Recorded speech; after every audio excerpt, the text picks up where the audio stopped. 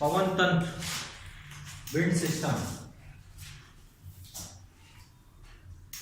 पवन तंत्र के अंतर्गत टॉपिक है आपका पवनों के प्रकार। पवनों के प्रकार। अब दो तरीके की पवनें होती हैं, स्थायी पवनें और अस्थायी पवनें। ठीक है, कुछ स्थायी पवनें होती हैं, कुछ अस्थायी पवनें होती हैं।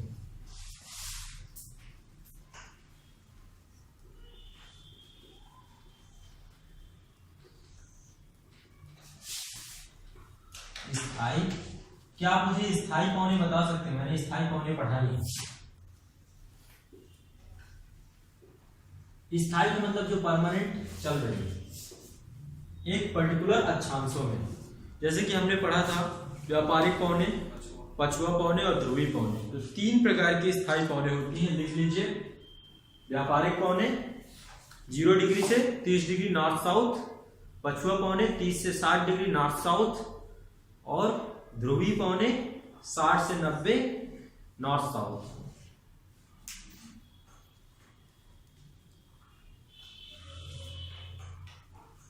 अब है अस्थायी पवनें दूसरे नंबर पे। अस्थायी पवनें कैसी होती हैं? कुछ स्थानीय पवनें होती हैं, लोकल विंड्स, स्थानीय पवनें। तो अस्थायी पवनें में सबसे पहला है स्थानीय पवनें, लोकल विंड्स।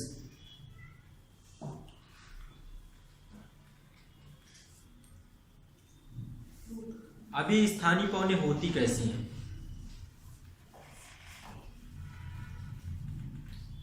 जो ये स्थानीय पवनें होती हैं, ये स्थानीय भौगोलिक दशाओं द्वारा उत्पन्न होती हैं। ठीक है, उस स्थान में, पर्टिकुलर स्थान में कुछ ऐसी भौगोलिक दशाएं होती हैं जिसके कारण से ये उत्पन्न होती हैं। ठीक है, जैसे स्थानीय दाबांतर के कारण। मैंने पवन के बारे में बताया, पवन चलती कैसे है? वायु दाबांतर होता है। कहीं पर वायु दाब कम है, कहीं पे वायु दाब ज्यादा है, तो ज्यादा वायु दाब से कम वायु दाब की ओर हवा बहती है। High pressure to low pressure, ये हवा पवन के बहने का तरीका होता है। तो हमने ये तीनों तो पढ़ ली है, आपकी व्यापारिक, पछुआ और ध्रुवीय। आज पढ़ेंगे स्थानीय पवनें। ठीक है, स्थानीय पवनें में सबसे पहले पढ़ेंगे स्थल समीर तथा सागर समीर। स्थल समीर तथा सागर समीर। सर अस्थायी पवनें में क्यों हमारा ये हमारा स्थानीय पवनें क्यों लाते हैं? स्थायी में आपकी कौन कौन सी है?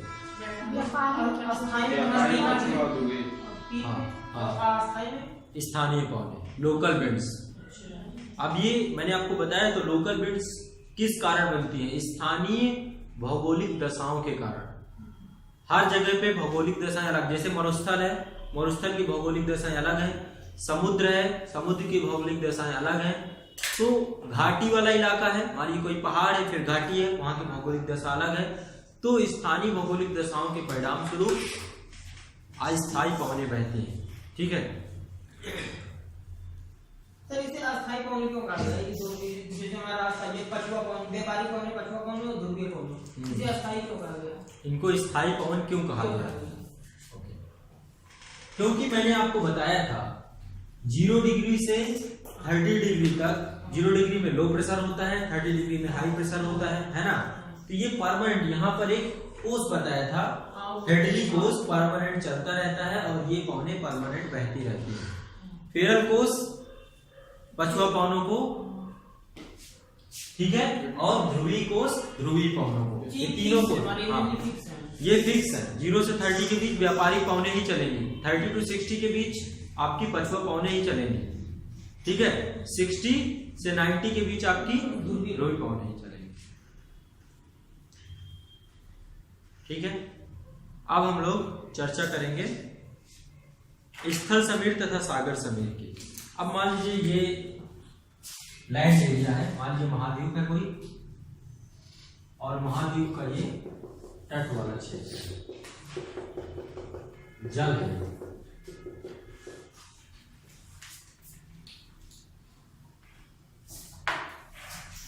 ये आपका स्थल है और ये आपका जल है। ठीक है, स्थल की प्रवृत्ति होती है दिन के टाइम पीरियड पे, मान लीजिए डे है, सनलाइट है, स्थल जल्दी गर्म हो जाएगा, जल्दी किसकी अपेक्षा, जल की अपेक्षा। जल देर में गर्म होता है और देर में ठंडा होता है, तो स्थल जल्दी गर्म हो जाएगा। ये क्या हो गया, गर्म हो गया, इसकी अपेक्षा, जल की अपेक्षा। गर्म होने के बाद इसके संपर्क में आने वाली जो वायु है वो भी गर्म हो जाएगी, ठीक है, वो भी गर्म हो जाएगी। गर्म वायु क्या होगी, ऊपर उठेगी और यहां पर क्या बनेगा, एक लो प्रेशर जोन बनेगा। उसकी अपेक्षा यहां पर, क्योंकि ये स्थल की अपेक्षा ठंडा है, ठीक है, यहां पर यहाँ की वायु ठंडी होगी और यहाँ पे हाई प्रेशर जोन रहेगा। अब हवा कैसे चलेगी, विंड कैसे चलेगी, पवन चक्र कैसा होगा, इधर से हवा चलना प्रारंभ होगी, यहां पर फिर ऊपर उठेगी, फिर यहां से फिर इस लो प्रेशर में हवा बैठेगी, ठीक है। हाई प्रेशर तभी बन रहा है ना जब हवा यहाँ पर बैठ रही है ना। तो गर्म हवा, क्योंकि हाई ठंडी हवा कैसी होती है, भारी होती है, भारी हवा की प्रवृत्ति होती है नीचे बैठने की, तो ये क्या बन गया, ये एक पवन चक्र बन गया, ठीक है। तो ये इस समीर का नाम क्या होगा, इस समीर का नाम होगा, ये समीर किधर से किधर की तरफ जा रही है, सागर से स्थल की तरफ, तो इसका नाम होगा सागर समीर,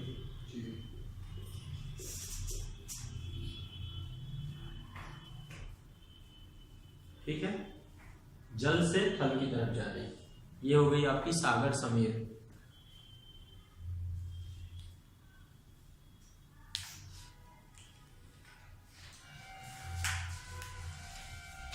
इसके बाद नेक्स्ट है यहां पर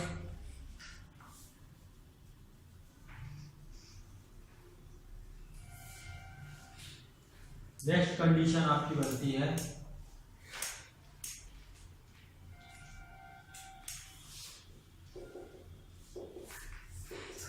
ये वाटर बॉडी है और ये लैंड बॉडी है, ठीक है, ये जल है और ये स्थल है, ठीक।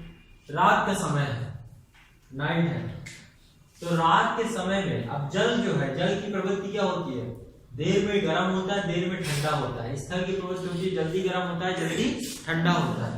तो रात के समय में स्थल तो जल्दी ठंडा हो जाएगा, ये क्या होगा, ठंडा हो जाएगा, लेकिन जल जो होगा वो ठंडा नहीं होगा। तो यहाँ की हवा जो होगी वो कैसी होगी, इसके संपर्क में इसकी अपेक्षा ज्यादा गर्म होगी और यहाँ पे लो प्रेशर बनेगा। समझ में आ रहा है। रात के समय में क्या होगा, स्थल ठंडा हो गया ज्यादा, जल नहीं ठंडा हो पाया उतनी तेजी से, क्योंकि जल की ऐसी प्रवृत्ति होती है। तो यहाँ पर क्या होगा, लो प्रेशर बनेगा और यहाँ पे ठंडा होने के कारण यहाँ पे हाई प्रेशर बनेगा। अब हवा किधर से किधर चलेगी, हाई प्रेशर से लो प्रेशर की ओर। हवा का रुख कुछ ऐसे हो जाएगा,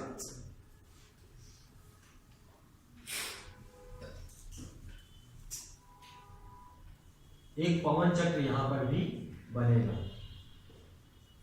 ये एक पवन चक्र आपका यहाँ पर भी बन गया। ये समीर का क्या नाम होगा, स्थल समीर। अब आप खुद बताएं, यदि आप मान लीजिए कि चेन्नई में मरीना बीच में खड़े हैं, तो मरीना बीच में दिन के समय जो पवन चलेगी उस पवन का क्या नाम होगा, वो पवन कहां से आ रही होगी, सागर से आ रही होगी।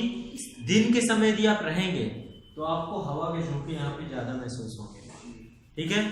तो ये कैसी पवन चल रही है यहाँ पर, स्थल यहाँ पे चल रही है सागर समीर, सागर समीर, ठीक है। और यहाँ पर आप कभी भी इस चीज का अनुभव करेंगे, रात के समय में समुद्र का जल जो होता है वो थोड़ा गर्म महसूस होता है, ठीक है, दिन की अपेक्षा। क्यों, बस यही जल की अपनी प्रकृति के कारण, जल की ऐसी प्रकृति होती है। और यदि आप रात के समय रहेंगे तो रात को यहाँ पर चलती है स्थल समीर, यानी स्थल से जल की ओर हवा चलती है। ठीक है, ये कॉन्सेप्ट समझ में है। ये एक लोकल विंड है जो समुद्र के किनारे बसे छोटे छोटे स्थल होते हैं, उनमें ये पौने बहती हैं। ठीक, एक तो ये बात हो गई। दूसरी बात करते हैं पर्वत समीर और घाटी समीर की। ये हो गई स्थल समीर और सागल समीर। अब दूसरा नंबर डालिए पर्वत समीर और घाटी समीर।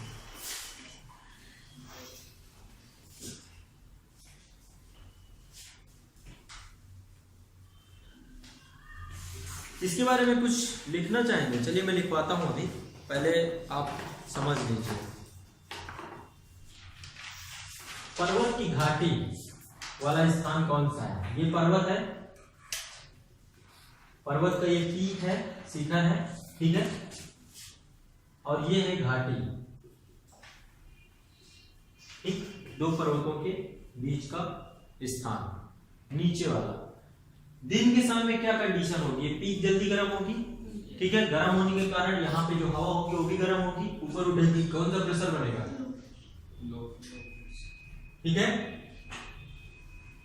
घाटी में इसकी अपेक्षा घाटी में ठंडापन, ठीक है, यहाँ पे हाई प्रेशर बनेगा, यहाँ पे भी लो प्रेशर रहेगा, पीक वाला स्थान है। तो पवन कैसे बहेगी? कुछ ऐसे नहीं बहेगी,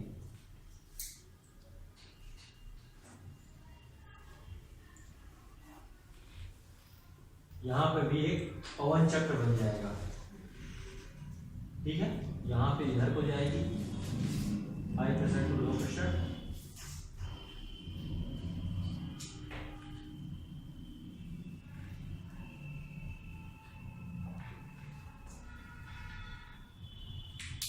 इसका क्या नाम होगा? इस वाली समीर का घाटी से ऊपर की तरफ जा रही है तो इसका नाम होगा घाटी समीर। दिन के समय में ये जरूर ध्यान लिख लीजिएगा, डे टाइम में दिन में कंडीशन अलग है, रात में कंडीशन अलग है, ठीक है। रात में क्या होगा? जो पीक वाला क्षेत्र है ये जल्दी ठंडा होगा, ठीक है, घाटी की अपेक्षा। ये जो पीक वाला क्षेत्र है ये जल्दी ठंडा होगा, तो यहाँ पे हाई प्रेशर बेल्ट बनेगा, यहाँ पर घाटी में लो प्रेशर बेल्ट बनेगा। पवन की दिशा परिवर्तित हो जाएगी और कुछ इस तरीके से बनेगी। ठंडी पवन, इधर ठंडी पवन जो है इधर आएगी और फिर ये इस तरीके से क्रम बन जाएगा, एक चक्र बन जाएगा, ठीक है। इसका क्या नाम होगा? पर्वत समीर। पर्वत के पीक से घाटी में आ रही है, ठीक है। तो इसके बारे में कुछ लिख लेते हैं। इसको लिख लीजिएगा नाइट के समय में, रात के समय में, रात की कंडीशन में। घाटी को लेंगे, घाटी। हाँ, ये बीच का स्थान घाटी है। नहीं, घाटी घाटी समीर, घाटी जिधर से समीर आती है, पवन के नामांकन को मैंने बताया ना, जिस दिशा से समीर आती है उसी दिशा में उसका नाम होता है। पूरब से आएगी तो पूर्व। हाँ सर, यहाँ पे जो एयर है वो सर ठंडी है, तो सर ऊपर कैसे हो जाएगी? कहाँ पे एयर? घाटी में। घाटी में एयर सर वहाँ पे, यहाँ पे जी सर। यहाँ पे समीर, यहाँ पे प्रेशर कैसा है? यहाँ पे हाई प्रेशर है और यहाँ पे लो प्रेशर है, तो पवन चलती कैसे है? हाई प्रेशर से लो प्रेशर ही तो चलती है। हवा के चलने का तरीका क्या है? हाई प्रेशर से लो प्रेशर की ओर जाने का। तो पवन यदि ठंडी है तो पवन भारी होगी, भारी पवन की बैठने की स्थिति होती है, वो बैठती है नीचे की तरफ, ठीक है। तो यहाँ पर पवन क्या कर रही है? हाई प्रेशर से लो प्रेशर, यहाँ पहुंची, फिर गर्म हो गई, फिर ऊपर उठी, फिर नीचे आके चक्र बना देती है, ठीक है। समझिए, ये क्षेत्र सन डे टाइम पे ज्यादा गर्म हुआ, गर्म होने के पास यहाँ आसपास की हवा गर्म हुई, गर्म हवा ऊपर उठेगी, ऊपर उठने के बाद हवा जाके ऊपर ठंडी हो जाएगी, ठंडी हवा नीचे बैठेगी। कहां पर बैठ रही है? यहाँ पर, ये देखिए, ये ठंडी हवा ये नीचे बैठ रही है। यहाँ पे हाई प्रेशर बेल्ट क्रिएट होगा, high pressure belt, low pressure की तरफ हवा जाएगी, यहाँ पर फिर गर्म होगी, फिर ऊपर एक ये चक्र बन जाएगा। कुछ एक चीज यहाँ पर है, यहाँ पर लो प्रेशर बेल्ट है, यानी यहाँ हल्की गर्मी, इसकी अपेक्षा यहाँ गर्मी है। पावर ऊपर उठेगी, ऊपर उठ के यहाँ पर बैठेगी, फिर यहाँ पर बैठने के बाद यहाँ हाई प्रेशर बेल्ट होगा और इसके बाद और high pressure to low pressure चलेगा। कॉन्सेप्ट हमेशा high pressure to low pressure रहेगा।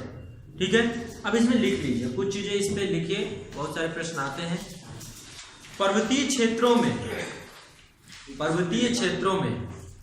सब पवन के लिए स्थलीय समीर घाटी पर्वतीय समूह, पर्वतीय क्षेत्रों में फलों के बागान कहाँ लगाए जाते हैं? घाटी में लगाए जाते हैं या उसके ढालों में? फलों के बागान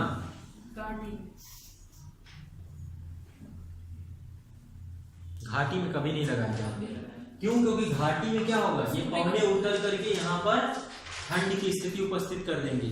हमेशा जो घर होते हैं वो ढालों में होते हैं या बागान जो होते हैं वो ढालों में होंगे। ठीक है, क्योंकये हवा जो है घाटी में बैठ रही है ना, रात के समय तो यहाँ पे हालत खराब हो जाएगी। घाटी में बहुत ठंड पड़ती है। जब कभी भी रात के समय पे 2 पर्वतों की घाटी होगी, वहां पे ठंड बहुत ज्यादा होगी पर्वत की अपेक्षा, क्योंकि यहाँ पे ठंडी पवनों का जमाव होता है। ठीक है, तो लिखिए इसी बात को। बागान बाग तो होता है जहाँ बागवानी की जाती है, बागवानी की जाती है, वो पर्वतों की ढाल ही होती है ना, क्योंकि वहां पे पवनें उतरती हैं उस ढाल के सहारे। देखिए, पर्वतीय क्षेत्रों में फलों के बागान अथवा आवासीय क्षेत्रों के विकास के लिए, आवासीय क्षेत्र के विकास के लिए पर्वतों की ढाल घाटी की अपेक्षा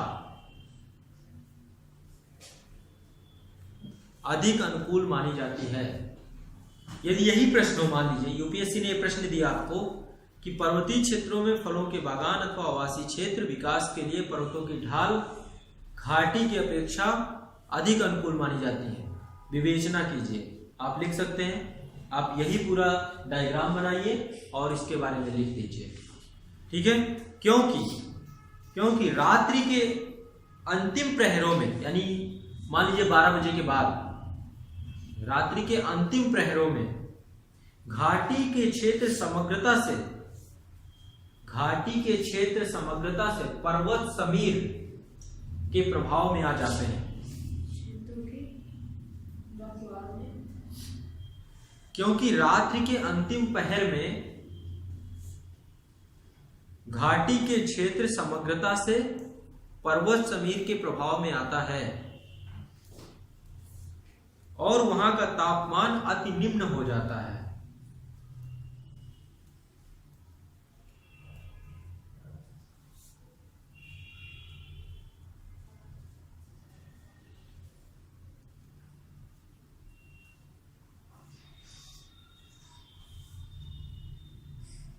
ठीक है, बात समझ में आई? तो इसलिए पर्वतों की घाटी रात में नुकसानदायक है। ठीक है, घाटी में क्योंकि बहुत ज़्यादा ठंडी पड़ती है। गर्मियों के टाइम पे भी घाटी वाला क्षेत्र ठंडा ही रहता है रात के समय। अब एक परिघटना होती है, उसका नाम है तापकम व्युत्कम। तो नेक्स्ट टॉपिक लिखिए,